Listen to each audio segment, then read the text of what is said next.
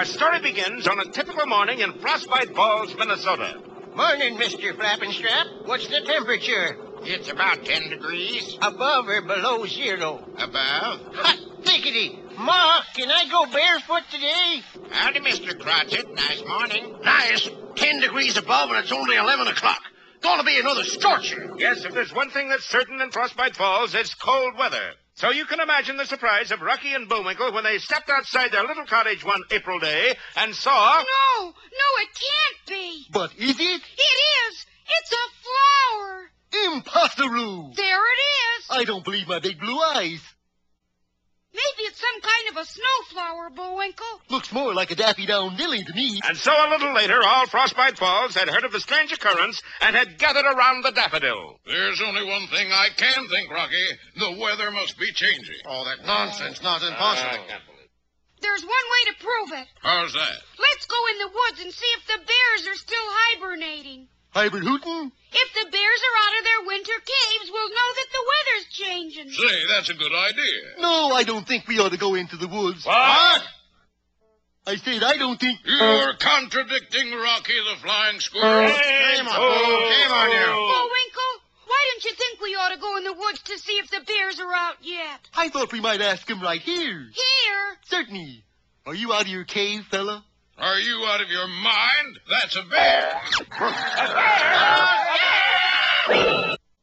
No, we'll never know if he's through hibernating or not. Honky smoke, I guess the weather is changing. What'll we do? I don't know about you, but I'm going to take off my muffler. Then I'm going to call the weatherman. But when Rocky tried to make his call, he got quite a surprise. Weatherman, I'm sorry, that is an unlisted number.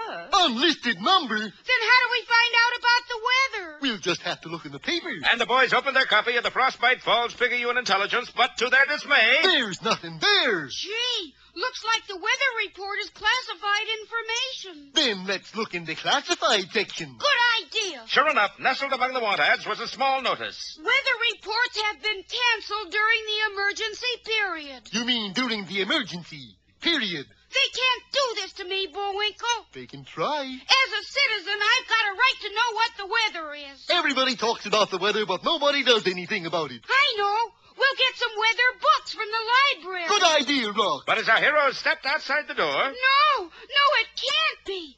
But it is. What? Another daffodil? No, look. That's just your shadow, Rock. Sure, but don't you realize what that means? It just means the sun's out.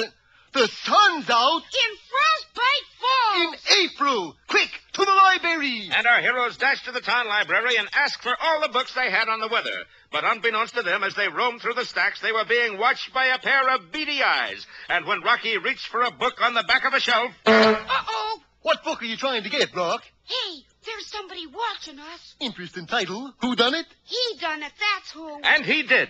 The malignant figure moved swiftly to block our hero's way out of the library. Maybe we'll find out what this is all about in our next installment, Funny Business in the Books, or the Library Card. Last time, you remember, our heroes were astounded to find a flower growing in Frostbite Falls in April. Impossible.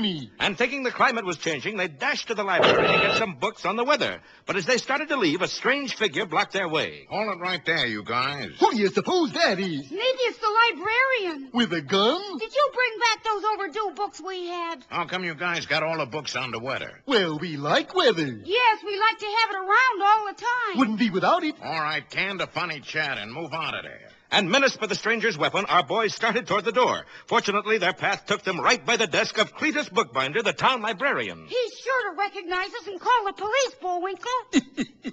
I can hardly wait to see the expression on that feller's face when Cletus says, Well, I see you got both of them. Good work. Mr. Bookbinder, it's us. Take him away. All right, get going, you two. Say, who is this guy anyway? I don't know. Maybe he's from some other TV show. Say, fella, the Martin Kane show was dropped this year, you know, and... I don't want to hear any more funny cracks, you understand? You're right, Rock. He does belong on another show. And so our heroes, mind you, were marched through the streets of Frostbite Falls at gunpoint. Now, there's something you don't see every day, Chauncey. What's that, Edgar? Bullwinkle being followed by a man with a gun. What's so unusual about that? It's not moose hunting season yet.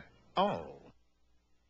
Where are you taking us, mister? You'll find out, Junior. And Junior, Rocky did, too. For in a moment, they were entering the Federal Building and approaching an office door. Gee, that one must really be a hush-hush agency, Bullwinkle. How come? Look at the name on the door. Censored. Yeah, that must be a tippy-tappy top secret outfit. But to their surprise, our heroes were ushered right through that door. X9 reporting with 2 suspects. Good work, X9. The chief will see them now. And our heroes approached a figure who, with its back turned, was talking on the telephone. I don't care, operator. You must find them immediately, if not sooner. Yes, Rocky Squirrel and Bullwinkle Moose. That's it. Hey, Bullwinkle, that's Captain Peter Peachfuzz. The wrong way, expert. Hey, Captain. What is it? What is it? 2 suspects picked up reading weather books in the library. Take them away. But, Captain, it's us. I couldn't care less. I'm trying to find Rocky and Bullwinkle. Yeah, but that's us. And we're they. Very well, leave your names with the man at the desk. And Rocky and Bullwinkle. Well, how did you get here? I was brung. I was brought, Bullwinkle. Yeah, we were both brung. Gee, am I glad you're here. Who brought you? This gentleman here. Yeah, Mr. X9. Actually, X9 is just my secret code name. You can call me by my real name. What's that? X3.